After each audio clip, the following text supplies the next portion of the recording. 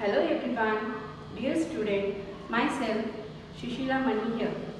I will be teaching you social studies subject.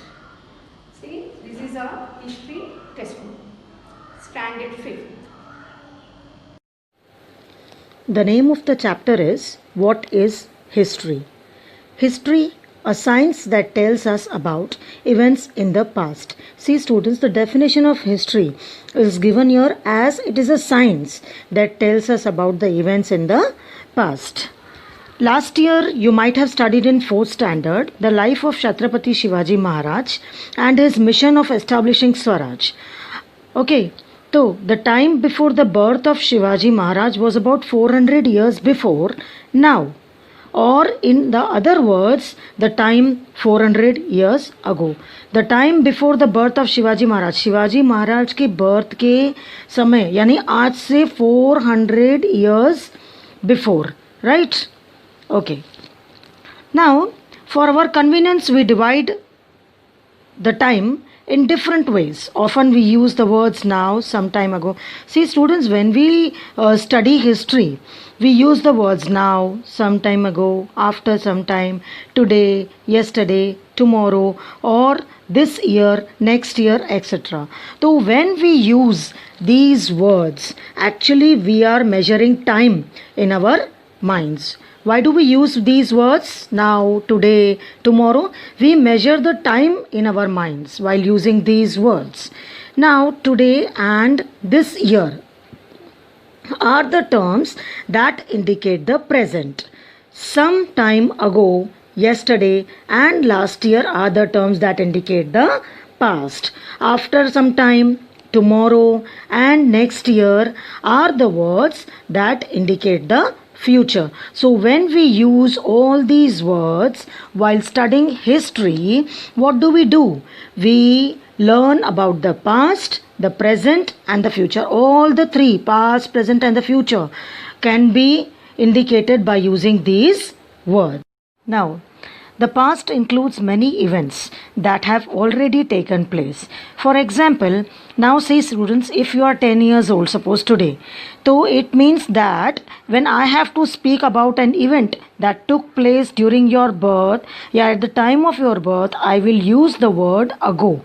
I will speak 10 years ago. This will show the past. Similarly, after 10 years from now, that is in the future when you will be 20 years ago old, so I will use the word now. The time gone by between today and the day of your birth is your past, and the past in the life of a person. Got it? Let's turn the page. See. Again, the definition of history is repeated. The science that tries to understand past events is called history. Okay. Now, in 3rd and 4th standard, when you were studying the environmental studies, we have become acquainted, that is, we have become aware with various sciences. Now, see students, the special characteristics of all these sciences is that their facts or evidences can be tested in the experiments which can be repeated anywhere, anytime. Now see, जो भी evidences मिलते हैं, whatever evidences, whatever information we get from the old sources, so these evidences have to be tested scientifically. Then only these evidences we can rely on these evidences, right? The method of using a number of different tests to determine whether the evidence is reliable is called the scientific method. Now see students, there are many things that might have happened since your birth, right, that we may not know about. So what happens कि our parents, our grandparents and others often tell us about these interesting, these amusing stories of our childhood. तो does it happen कि एक ने जो बात बताई वही दूसरा same बताता है? No. तो somebody will sell something and the other person may add something to that story.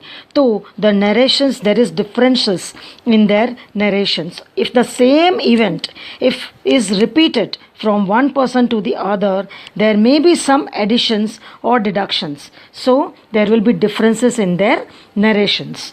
It makes us wonder which one is right. We need to examine the details of the narrations carefully to decide the corrections of the facts.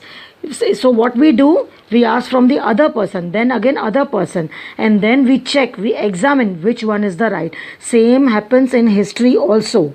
The experiences, the events that took place in the past, if somebody tells, we get some source, some material source, we get some coins, something, we have to get it scientifically proven. Scientifically the evidences have to be checked whether the source we have got is reliable or not.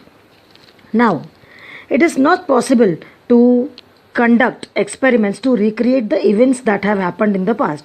Obviously, we cannot recreate the events that had happened in the past. वापस से उनको create तो नहीं किया जा सकता. Therefore, the method of presenting history is different from that of other sciences. Even history uses the scientific method. Like I said, one story differs from the other story. The one narration differs from the other narration. So, scientifically, history also has to be tested at every stage, namely while looking for and collecting evidences, examining the evidence, and while putting it together.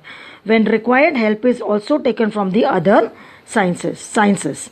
That is why history is considered to be a scientific discipline. History is not written solely on the basis of imagination. Whichever evidences we get, those evidences have to be proven scientifically. Therefore, history is said to be a scientific discipline only if it does not depend solely on information, right?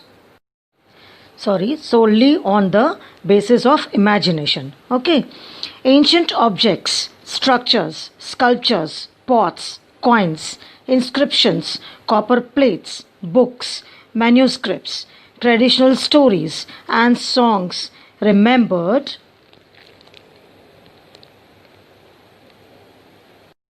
over many generations, etc., are the sources of history. The sources of history are of three types. So students see material sources, written sources and oral sources.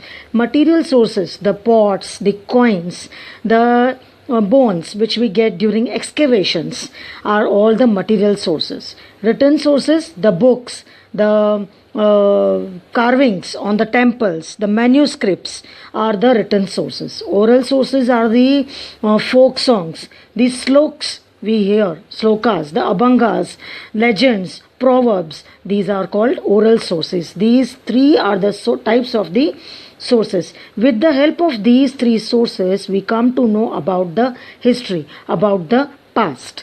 In order to find out what happened in the past and how it happened, evidence available from all these sources is collected, okay, and thoroughly examined to determine its reliability.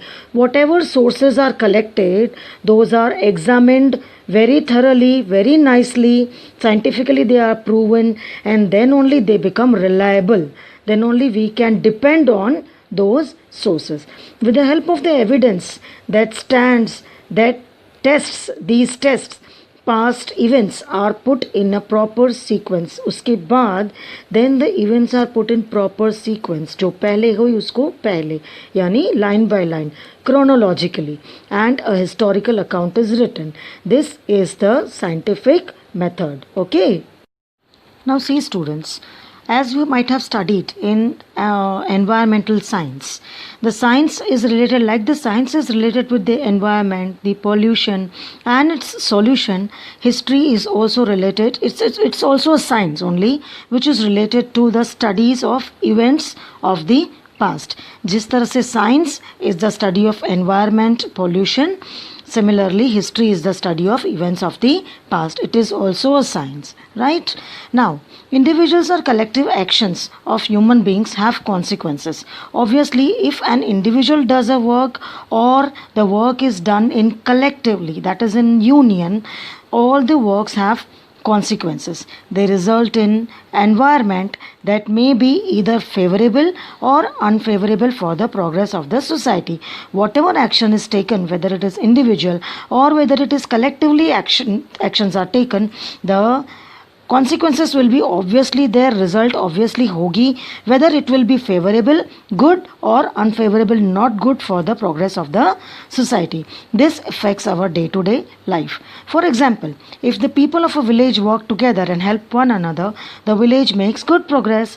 Agar village ke people, if the villagers work together on a project, it will give good progress to the village. However, if the people cannot come together, it puts obstacles in the ways of their development, right? Now, history also provides the guidelines of how we should behave today in order to shape our good future. See, the study of history makes it possible for us to study what is and what is not favorable for the progress of the human society, which activities were favorable, good for the human societies, and which were not. So, history provides the guidelines in order to shape a good future. Now, see, we read different life stories of the great people in the past. So, by reading those stories, by knowing those stories, we learn about how they lived, how they succeeded. Those stories serve to inspire and motivate us. By studying history, we get to know about the give and take that took place between our civilization and those of other civilizations. Right? How did the people live in that time? How did they give and take? Okay. We also understand how people's ways of the life went on changing. Now, every village, whatever is in the nature, the village, the city, the district, state, country, mountains, water bodies, animal world, mankind, everything has its own history, right? Every science too has a history of its own. It tells us of the many scientific discoveries that brought about important changes in the human civilization and of the scientists who made those discoveries. Obviously, the history tells us about the different scientific discoveries, about the changes in the human civilization, and about the scientists who made those discoveries, right? Now, see, this paragraph tells us about the past, present, and the future, whatever events that took place, where by a continuous chain of events, for example, the Indian people, all the events are linked together. This paragraph tells us that all the events are linked together. The Indian people fought against the British government to get independence. This is a historical action. As a result, India became an independent nation on 15th August 1947. See, this event that took place in the previous history, many people, many strugglers, they fought together and they acquired freedom for India, and then only India became independent. So whatever actions that took place in the past, that is our present today. Because of the events that took place in the past, we are enjoying the present independence, right? In this way, the events of today are linked with the past actions. Today's independence we are enjoying because of the past independence struggle that happened, right? So when we understand this, we realize that the future depends on the past events. This is what we learn from history. For example, we learn that man began to make tools from the materials available in nature and how to make use of fire, and that he invented wheel. The man invented fire, the man invented wheel. Those inventions we are using today. It's right that the next generation added to this developments. आज wheel को और तरह से भी बनाया गया है, उसकी uses बहुत सारी हो गई है, right? Fire also we use in different ways, but these developments are a result of what? Of the actions that took place in the past, right? Technology has developed, and further, hand to hand with the physical and intellectual development, man's intellect is also developed. Mentally also man has developed. है ना? So this process is going on continuously even today. Inventions of today are only possible on the foundation of the discoveries and inventions of the past. Whatever discoveries, whatever inventions took place in the past, the inventions of today are the result of those discoveries and those inventions. Right? So here we end this chapter. Okay, the notes will be sent to you in the form of the PDF. You have to prepare the notes, you have to prepare the questions which will be sent to you in your notebook.